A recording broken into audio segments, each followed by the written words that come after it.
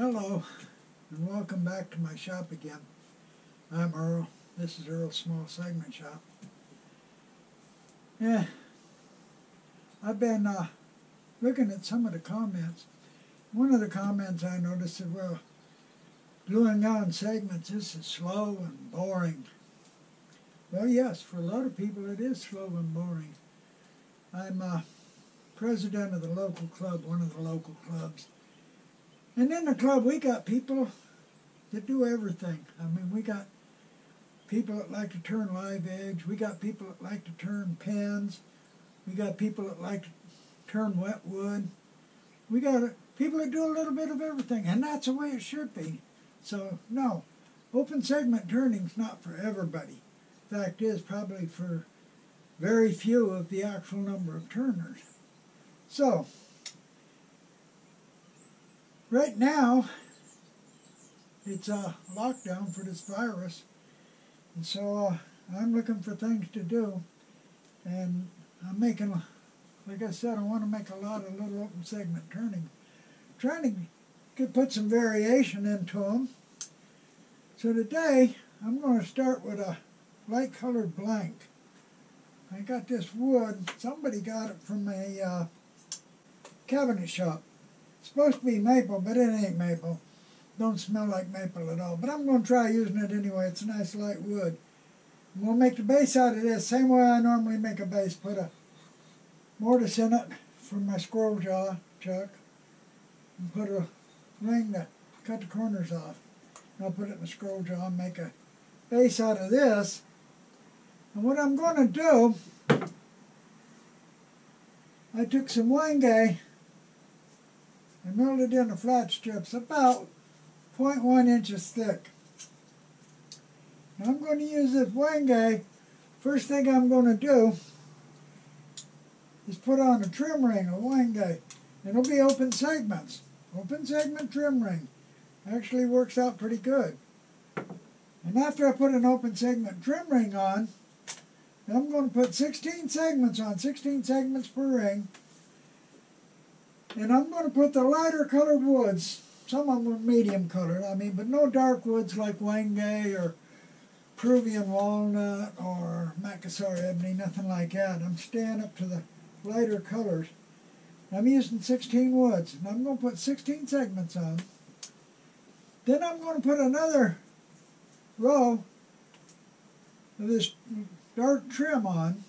And I'm going to put 16 more on, but I'm going to stack them so that the yellow heart is always on top of the yellow heart, and the holly is always on top of the holly, etc. So I wrote down the sequence I got them lined up in now, and that's the sequence I'll glue every ring on.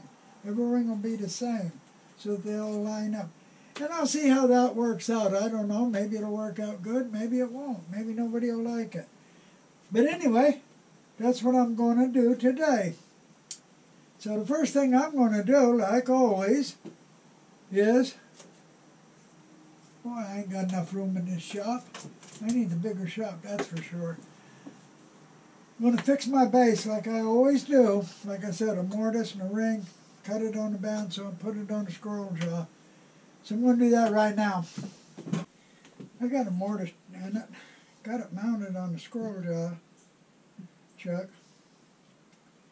I'm going to turn it around, dish it out, make a flat edge around it, around the edge, about an inch. Looks like it'll be about 4.5 when I get it turned around.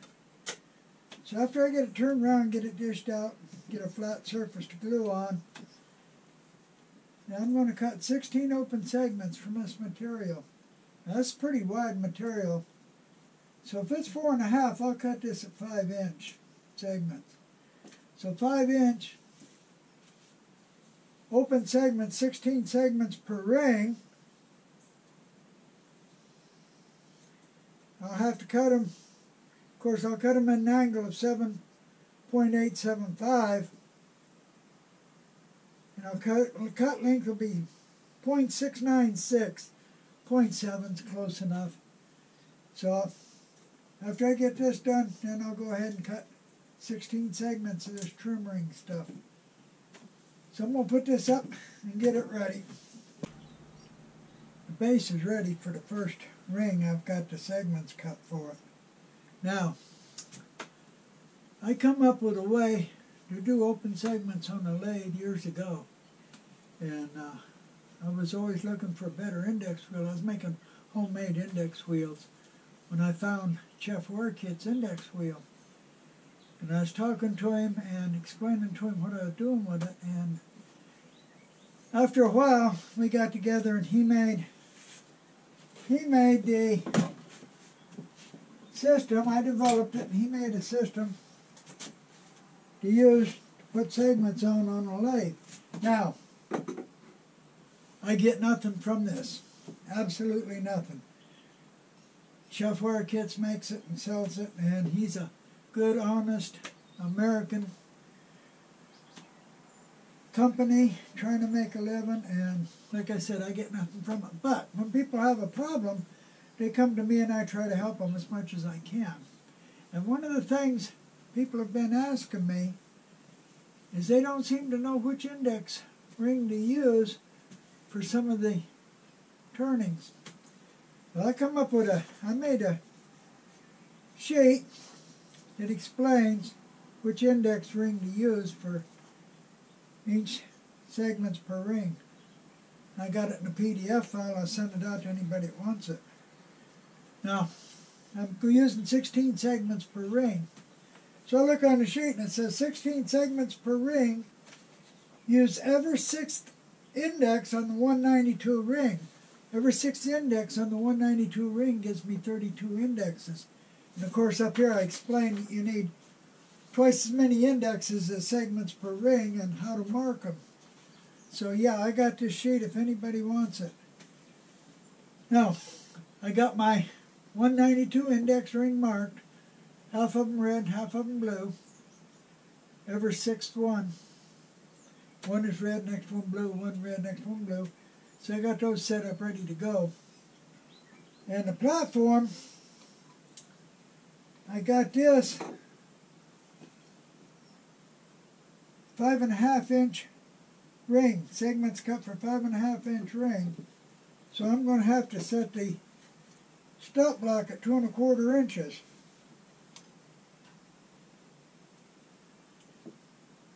2¼ inches. Now, I can mount this up using the drill chuck and the tailstock mounted up, get it ready to go and glue on the first ring. Like I said, these are really thin, so I'm going to have to get this really close to the turning. I want it close enough where it'll hold these, and yet I want a space where, where it'll clear them, where they can turn. Try not to get glue on them. These are the hard ones because they're thin, but I'm going to do it. Let's set this again. First of all, these are cut for 5 inch, not 5.5. Know what I'm thinking? Thinking about one thing, talking about something else. And if they were cut for 5.5, 2¼ wouldn't be the right setting. But they're cut for 5 inch. 5 inch. But I'm going to glue them on that. And of course that's 2.5 inch setting. So, this is set for 2.5 inch now. And I'm going to mount it up really close as I can get it without it touching. Try not to get glue on it, but no, I'm going to get some glue on the ruler. Of course, even after the glue dries up, you can remove it with a wet paper towel. It takes a little bit of rubbing, but it will come off. So I'm going to set it up. Okay, I got it set for one of the red indexes. Got this gluing platform close enough where these won't slip between it and the turning. Just close enough to hold them. I got it set for 5 inches, 2.5 inches from the center. So I'm going to go ahead, glue these on. I'm using quick and thick, which of course dries a little bit faster than tight bound 2. I can use tight bound 2, it takes 10 seconds. Quick and thick only takes 5 seconds. Come on, stay up there. And it does dry clear. Other than that, it's about the same properties as Type Bound 2. So I should be able to put this on in 5 seconds. Should stay. Well, if I get glue far enough back on it. One little spot there where I ain't got glue on them. Only want a real light coat, but I do want it all covered. That should do it.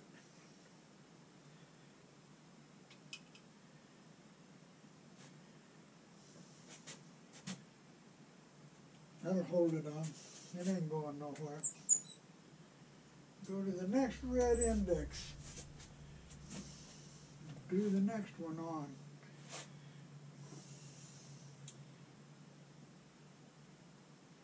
Like I said, this is just a trim ring. These are only 0.1 inches thick. Very light layer of glue. Well, I don't get enough squeeze out to worry about. Don't have to clean it up. Okay. I'm just going to go ahead and put all the rest of this ring on. 15 minutes since I glued these on. It's a very thin ring, 0.1 inch. Actually, I think these are 0.105, something like that, but like any other ring, it's got to be sanded flat. So I'll chalk it. Got it all chalked. Take my sanding board and I will sand it till the chalk's gone.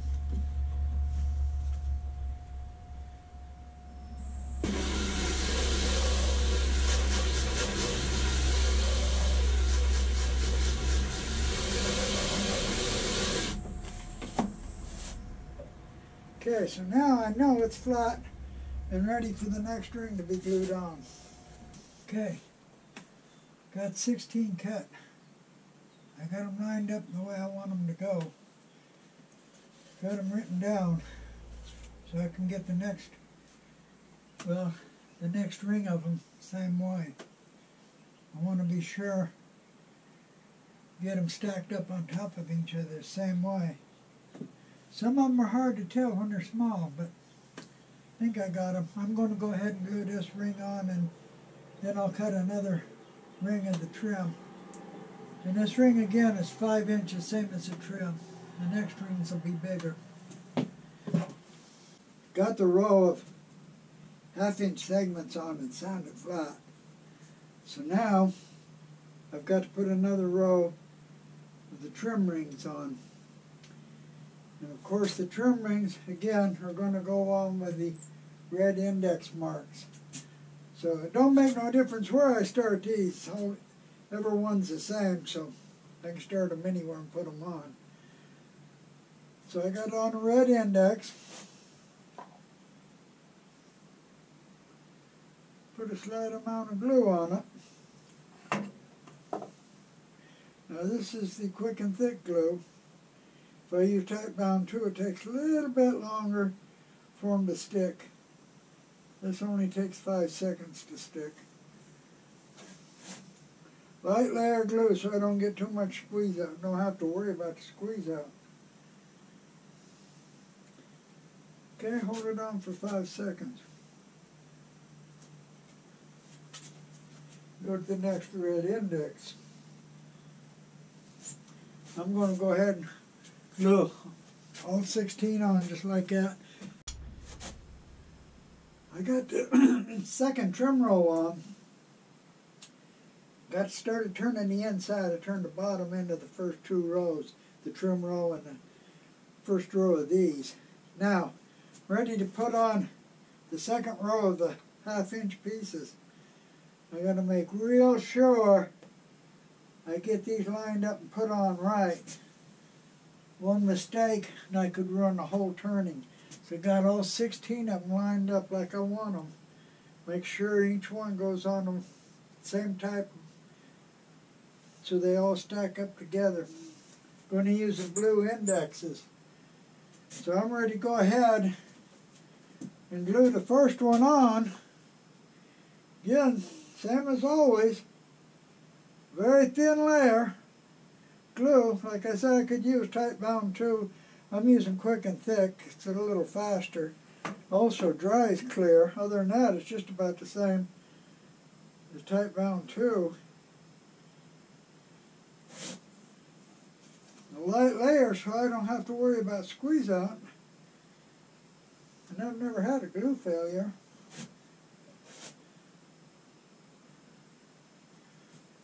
"5 seconds, and it should take. If I had tight bound too, it'd take a few more seconds.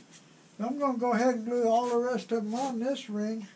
Then I'll be able to put on another trim ring and keep going. Well, got the last trim ring on. So I got trim ring and a 1-inch ring, a trim ring, or half-inch ring, excuse me. Trim ring, half-inch ring, trim ring, half-inch ring.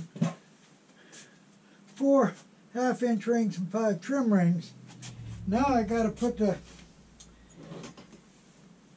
closed ring on the top. And of course I want a light colored ring for that. So I got this maple I'm going to use. I'm going to make it 16 segments just like the rest per ring. I'm going to make it 5-inch.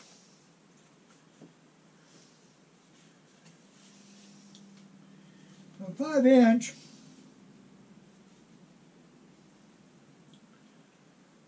Closed 16 segment is 0.9945. 0.994. I'll just make it an inch. Be done with it. So I set my saw up for 11.25 degrees and set it up to cut 1-inch pieces and make me a closed segment ring. I'll go ahead and get them cut. Give them a light sanding on my disc sander. And we'll be ready to glue them up.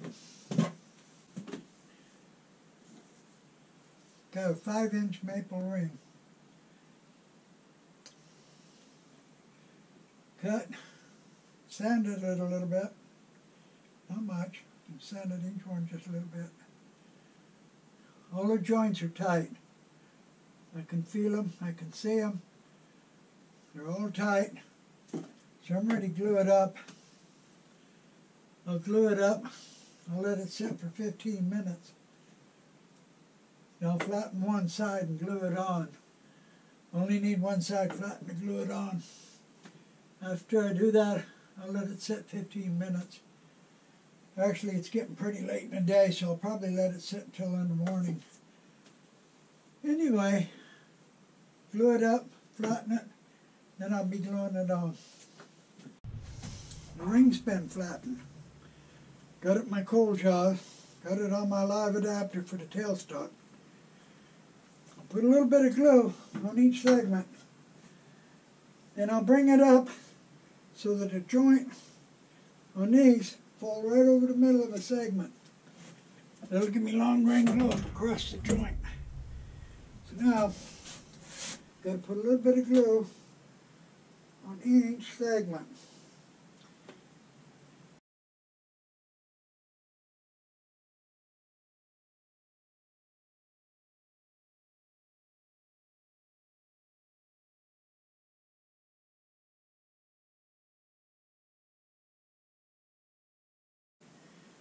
Now I just got to bring that ring up to it. Clean it off my glue spreader.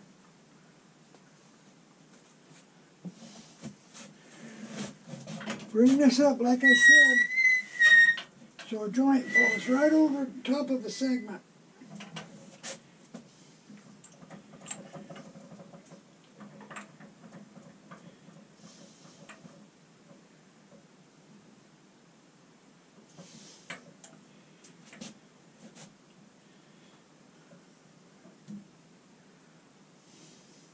Now I got to leave it for 15 minutes. And in actuality, I'm going to leave it for a lot longer than 15 minutes. It's getting late now. I'm going to come back and turn it in the morning. It's been glued on longer than 15 minutes now. I'm going to go ahead and finish turning the inside I'm going to sand it, put a little finish on it.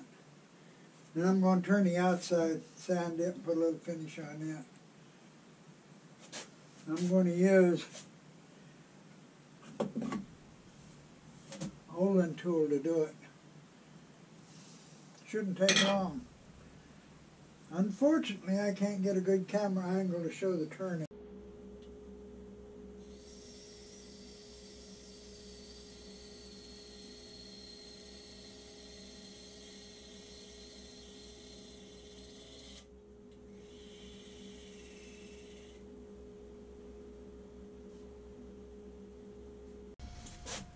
I've got a turn.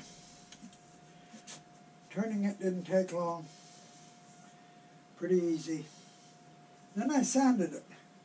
Sanding only took a couple of minutes. Most people do not realize just how easy sanding is. They make it out to be harder than it really is.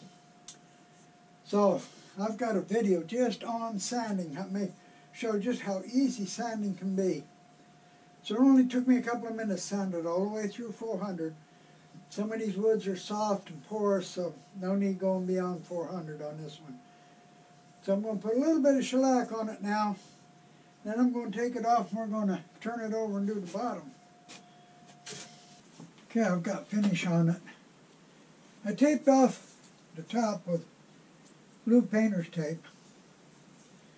I'm going to put it on the cold jaws. I have to use the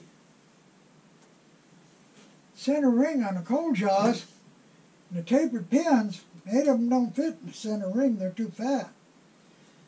So I use 4 in the center ring. I'm going to hold it from the inside because of the shape. I'm going to bring up the tailstock, hold the bottom, and turn the bottom here. Shouldn't take long. Then I'll sign it and finish it. Now, I sanded it relatively quick, just in a couple of minutes. A lot of people think that sanding is so hard. They don't really understand how easy it is if you do it correctly. I've got a video just on sanding on a lathe, and it shows just how quick and easy it can be. I do it with a really hard wood, not a soft wood, a really hard wood, and I take it up all the way, shiny, all the way through the Scotch-Brite pads in no time at all, from 80 grit. Anyway, I'm going to turn the bottom now, and then I'll be able to sign it and finish it. Well, there it is, small, easy to make, 16 wood turning, light woods with dark trim stripes. Now, this is relatively quick and small. It's what I'm going to be doing for a while during this lockdown, get ready for Christmas and whatnot. Got to have something to sell. Around here, little ones are the ones that actually sell. Give me enough money maybe to buy some more wood. So, my next video, we'll be making one to go with this. Making one just like it. Only this time I'm going to use dark woods with light colored trim rings. Other than that, it's going to be the same. So, I hope you appreciate my little video. I hope you learned something. And I appreciate those that watch and those that subscribe. And please come back and watch me make the next one. Next one, I think, instead of doing it with the Olin tools, I think I'm going to do the whole thing with carbides on a round shaft. Carbides on a round shaft seem to work good, so I think that's what I'm going to use. So I'll leave my email up here if you got any comments, and thank you.